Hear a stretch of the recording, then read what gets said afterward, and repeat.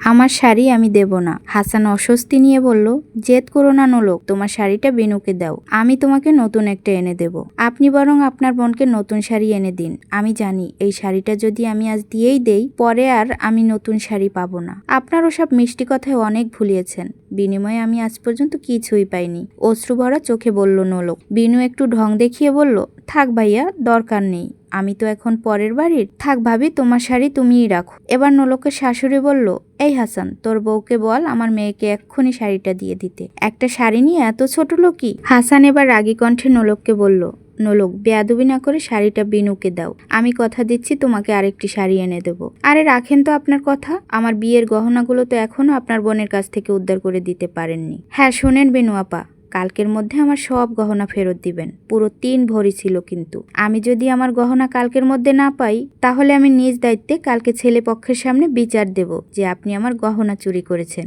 বলেই সবার মুখে ঝামা ঘষে নোলক নিজের শাড়িটা নিয়ে চলে গেল। নোলকের কথা সবাই অবাক হয়ে চেয়ে রইল, কারণ যেই মেয়ে 60টা বছর কারো সামনে মাথা উঁচু করে তাকায়নি, সেই মেয়ে নাকি আজ তাদের সাথে তর্ক করলো। ফরিদা বানু তো রীতিমতো চিন্তায় ঘামতে শুরু করলো। তবে কি এখন বাড়ির কর্তৃ বদলের সময় চলে এসেছে? একা বিড়বিড় করতে করতে সে নিজের ঘরে চলে গেল। এদিকে বিনু হাত কসলাতে লাগলো। গহনা তো সব বিক্রি করে বাসার ছাদ দিয়েছে সে, আর বললেই হলো নাকি সে কিচ্ছু দেবে না। হুসহুস করতে করতে সেও নিজের ঘরে চলে গেল। এদিকে বিনুর ছোট বোন মিনু তো চিন্তায় কেঁদে দিল। অনেক কষ্টে অয়নের মা বিয়েতে রাজি হয়েছেন, কিন্তু বড় ভাবি যদি সত্যি সত্যি কাল অশান্তি করে, তাহলে এবার নির্ঘাত বিয়ে ভাঙবে। টেনশনে সে কেঁদে দিল। হাসান বোনকে সান্ত্বনা দেওয়ার ভাষা পেল না, সেও ঘরে চলে গেল। নোলক মেয়ে বাড়ির বড় ছেলে হাসান মিয়ার স্ত্রী, বিয়ের 7 বছর চলছে। 5 বছরের একটি মেয়ে ও 2 বছরের একটি ছেলেও আছে তাদের। ওই যে 7 বছর আগে সে এই বাসায় বউ হয়ে এসেছে, তারপর সে মাথা নত করেই চলছে। ছোট থেকে শিখে এসেছে শ্বশুরবাড়ির কেউরে অসম্মান করা যাবে না, সবার কথা মেনে চলতে হবে, মানিয়ে চলতে হবে। তাই তো এই 8টা বছর গাদার মতো খেটেছে, সবার ফাই ফরমাস মেনে চলেছে। টু শব্দটি পর্যন্ত করেনি, কিন্তু এর বিনিময়ে আজ পর্যন্ত কারো প্রশংসা পায়নি। উল্টো ভুল ধরতে সবাই সর্বদা মরিয়া হয়ে থাকতো। কিন্তু আজ থেকে নোলক সিদ্ধান্ত নিয়েছে সে আর নিজের চাওয়া পাওয়া ছাড় দিবে না। হাসানরা 3 ভাই 2 বোন। হাসান আর ওর মেজো ভাই রতনের বিয়ে হয়েছে, আর ছোট ভাই এখন বিশ্ববিদ্যালয়ে পড়াশোনা করছে। অন্যদিকে হাসানের বোন বিনুর বিয়ে হয়েছে 5 বছর, আর কাল ছোট বোন মিনুর বিয়ে। সেই বিয়ে উপলক্ষে হাসান সবার জন্য শাড়ি এনেছিল।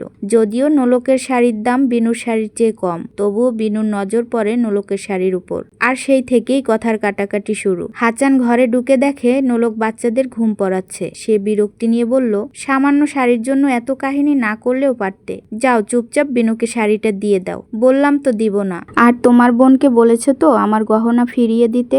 গহনার আলাপ আসছে কোথা থেকে নোলক? বিনু কি বাহিরের কেউ? ওর কাছে থাকা আর তোমার কাছে থাকা তো একই ব্যাপার।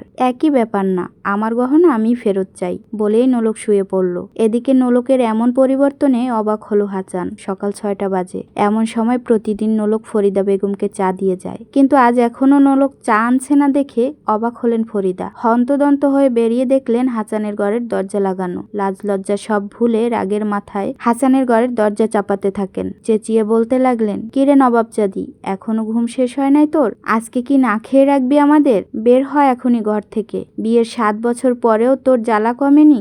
এতক্ষণ ঘরে শুয়ে থাকা লাগে তোর? খিদে আমি মরে যাচ্ছি। মায়ের চেঁচামেচিতে ঘুম ভেঙে গেল হাসানের। মায়ের সব কথা শুনল সে। মা কি করে বাড়ি ভর্তি লোকের সামনে এত বিশ্রী কথা বলছেন, তাই তাড়াতাড়ি নোলককে ডাকতে গেল। নোলক পাশ ফিরে বলে উঠল, খবরদার, আমাকে এখন বিরক্ত করবেন না। হাসান দরজা খুলে দেখলো তার মা রেগে মেগে একাকার অবস্থা।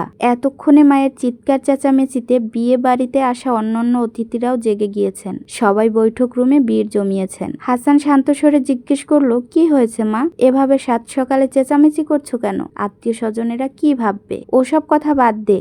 আমি যে সকাল থেকে না খেয়ে আছি সে বিষয়ে খেয়াল রেখেছিস? তাই সব দায়িত্ব আমি একা নিব কেন? যান আপনার ভাইয়ের বউকে বলেন সকালে নাস্তা বানাতে। বলে আবারও শুয়ে পড়ল নোলক। অন্যদিকে হাসান বুঝলো নোলক তো ভুল বলেনি। বিয়ের পর থেকেই রতনের বউ পায়ের উপর পা দিয়ে বসে খায়, আর সারাদিন বাসায় খেটে মরে নোলক। কিন্তু এ কথার মানে কি করে বলবে সে, কিংবা ভাইয়ের বউকে কিভাবেই বা বলবে? তোর ওই ছোট লোক বউ রান্নাঘরে না যেয়ে এখনো ঘরে ঢুকে আছে। সাহস কত বড় ওর! এখানে সাহসের কি আছে মা? ওর শরীর ভালো নেই, আর বাসায় তো রতনের বউ আছে, ওকে বললেই পারতে আজকে সকালের নাস্তাটা করে দিত। ছেলের কথায় থম খেলেন ফরিদা বানু। হাসানের কথায় যুক্তি আছে, কিন্তু রতনের শ্বশুর পুলিশ, ওর বউ শিক্ষিত মেয়ে, সে কি আর শ্বশুর বাড়ির কাজ করবে? তবুও তেজ দেখিয়ে তিনি বললেন, রতনের বউ কেন করবে? ও কি পারে নাকি এসব কাজ? হাসান কিছু বলার আগেই পেছন থেকে নোলক এসে বলল, কেন পারবে না আম্মা? 17 বছর বয়সে যখন আমি এই সংসারে বউ হয়ে আসলাম, তখন আমিও কিছুই পারতাম না। মনে নেই আপনার? কতবার হাত কেটেছি, হাত পুড়েছি, কই কোনোদিন তো এত দরদ দেখাননি। উল্টো বলেছেন কাজের ফাঁকি দিতে অকাম ঘটাই আমি। একদিন তরকারিতে লবণ সামান্য কম হওয়ায় পুরো তরকারি ফিকে ফেলে দিয়েছিলেন, আমাকে দিয়ে ফের আবার রান্না করিয়ে নিয়েছিলেন। ভুলে গিয়েছেন সেসব দিনের কথা আম্মা? যেভাবে আমাকে রান্নাঘরের কাজ শিখিয়েছিলেন, ঠিক ওইভাবে এখন আপনার মেজ বউকেও কাজ শিখাবেন। আর তার বিয়ের 6 মাস হয়ে গিয়েছে, এখন সে আর নতুন নেই। 7 বছর আমি খেটেছি, এবার অন্তত সে খাটুক। যেহেতু ঘরে এখন দুজন বউ, কাজও দুজনে মিলেই করব, আমি একা জিগিরি খাটতে পারবো না, বলে সে আবার ঘরে চলে গেল। নোলকের কথায় স্তব্ধ হয়ে গেলেন ফরিদা বানু। এ কোন নোলককে দেখছেন সে? এই মেয়ে যে কিনা আগে তার সামনে ভয়ে কাঁপতো, সে এভাবে মুখের উপর কথা বলছে। সকালে নাস্তার জন্য সবাই বৈঠক ঘরে বসে আছেন। হাসান যে হোটেল থেকে খাবার নিয়ে এসেছে। সবার খাবার মাঝেই নোলক হাসানকে জিজ্ঞেস করলো, এই যে খাবার গুলো আনলেন, বিল কত এসেছে?